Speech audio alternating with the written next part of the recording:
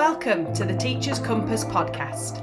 I'm your host, Louise Schwartz, a former teacher turned life coach, and I'm here to offer guidance, direction and practical support for teachers and teaching assistants who are feeling overwhelmed or questioning their place in education. Hi, and welcome to this episode about knowing when enough is enough. So how do you know when you've had enough of teaching and it's time for something new? So this is something that took me a long time to realise and to even acknowledge. I think for a long time I just brushed off my feelings and my emotions, and I didn't want to think about it, and I didn't want to acknowledge that I'd fallen out of love with teaching. So in this episode I wanted to discuss with you about how you know when enough is enough, and some signals and some signs that you can look out for to help you in your journey of deciding if now is the right time to leave teaching, or if actually maybe you just need a change of school or a change of role. Sometimes those things will fix those anxieties and those worries about your job. Sometimes it doesn't. So it took me a very long time to realise that I'd fallen out of love with teaching. There was a lot of strains and pressures and lots of things happening outside of school as well, things are happening at home, that really made me think something needs to change. So in the last 6 years of my teaching career, I worked at 4 different schools, and I also did some supply teaching. Each time I moved school, I'd sort of thought, right, this is going to be different now, and the school is the problem, and so changing school is going to give me back what I've lost, and it's going to sort of redirect me and, reignite that passion for teaching that I'd always had that somehow had disappeared. Sadly, that wasn't the case. So each time I moved, I then sort of settled into some new routines, some new teaching areas, different subjects, things like that.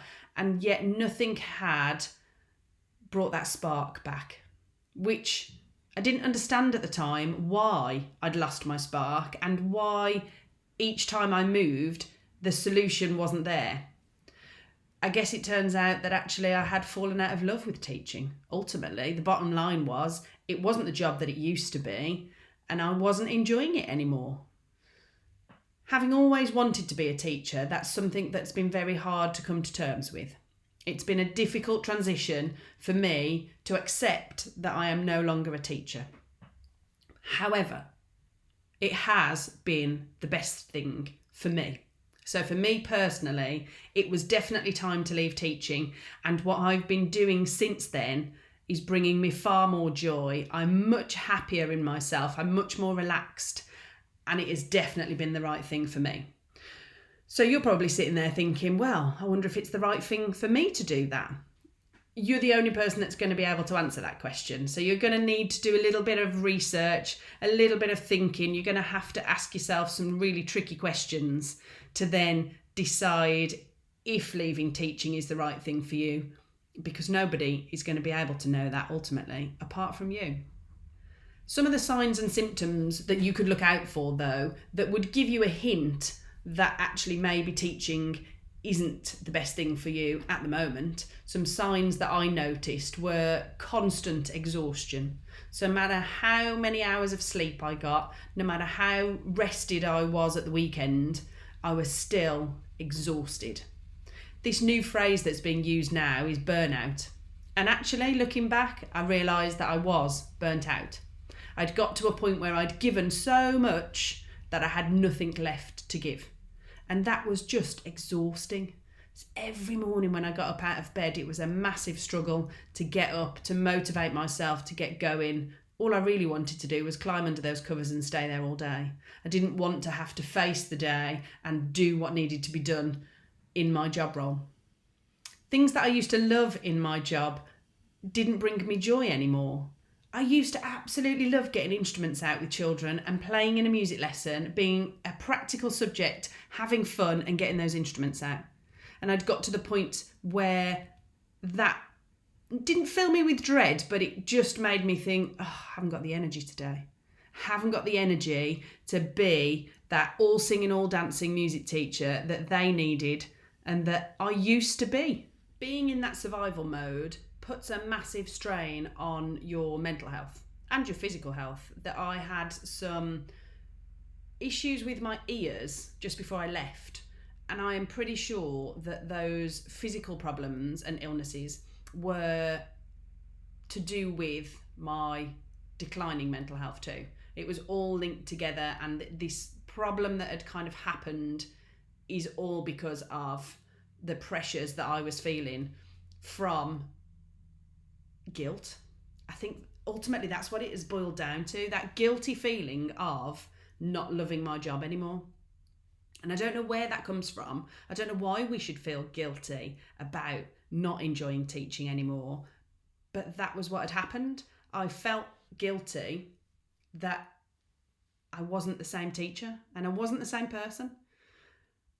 Again, things like that take time to kind of realign your thinking and explain that to yourself in a way that it's not a bad thing, but actually you just need to reassess what's important and realise that that's not something that has brought you that joy anymore. And so why do it? Ultimately, if it's not bringing you joy anymore, why should we do it? I've heard some horror stories of teachers in the past that have really been targeted and been hugely affected by the way other people have treated them within their schools. So whether that's a line manager, head teacher, senior leaders, there have been lots of people that have spoken to me in the past that have been put down, their confidence knocked, and their abilities as a teacher have been questioned. There was a couple of occasions where that happened to me, but I think the culmination of all of those things put together is what caused me to dip down so low with my mental health that something had to change in order for me to get out of that sort of deep, dark pit.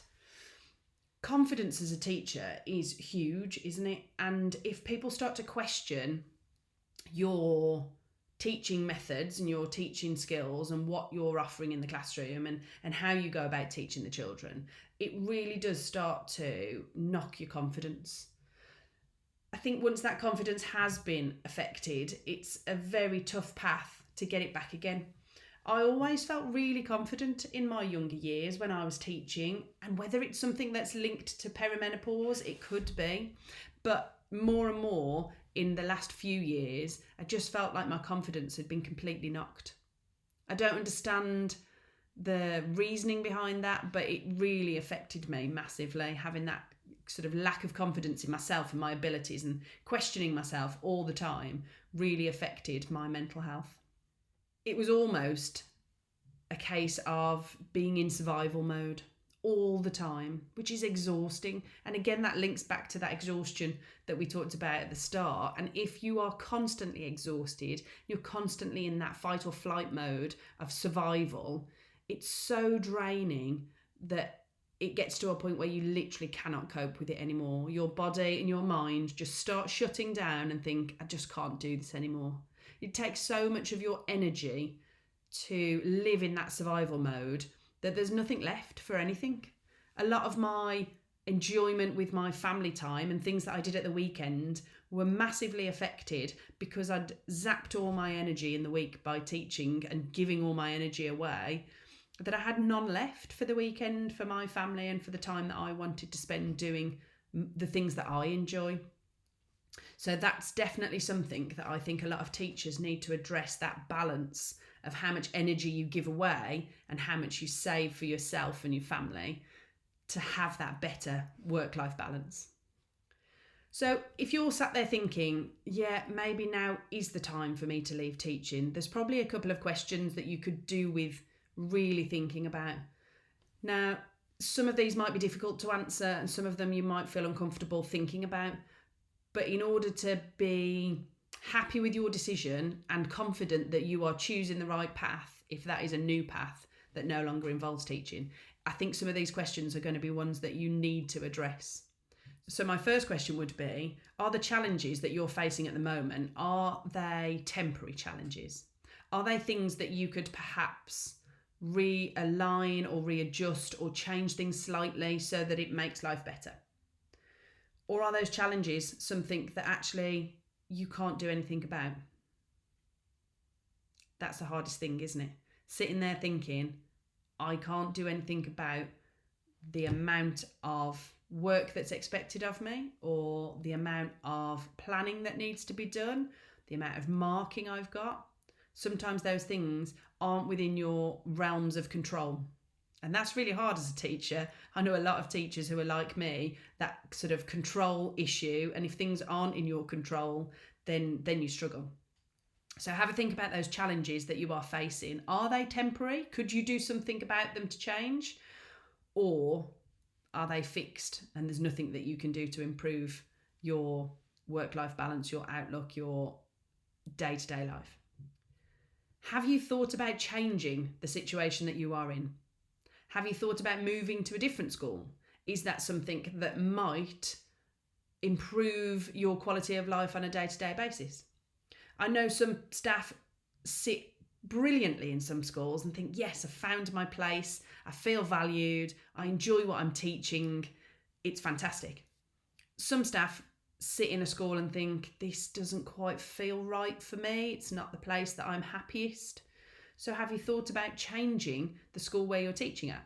That could be a solution to getting that spark back and finding that joy for teaching again by working in a different environment.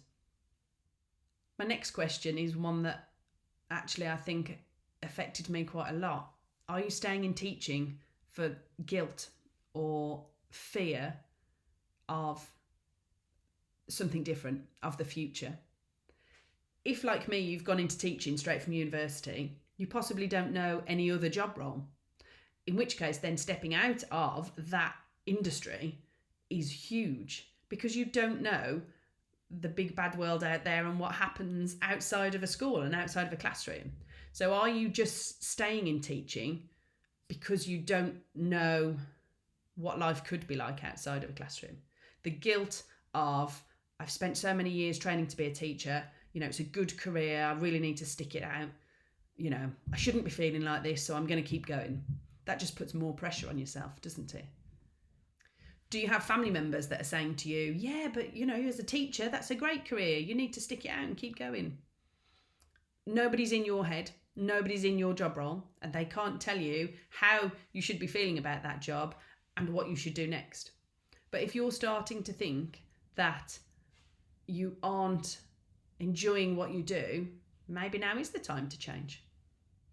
Have you ever sat and thought about what you would do if you weren't a teacher?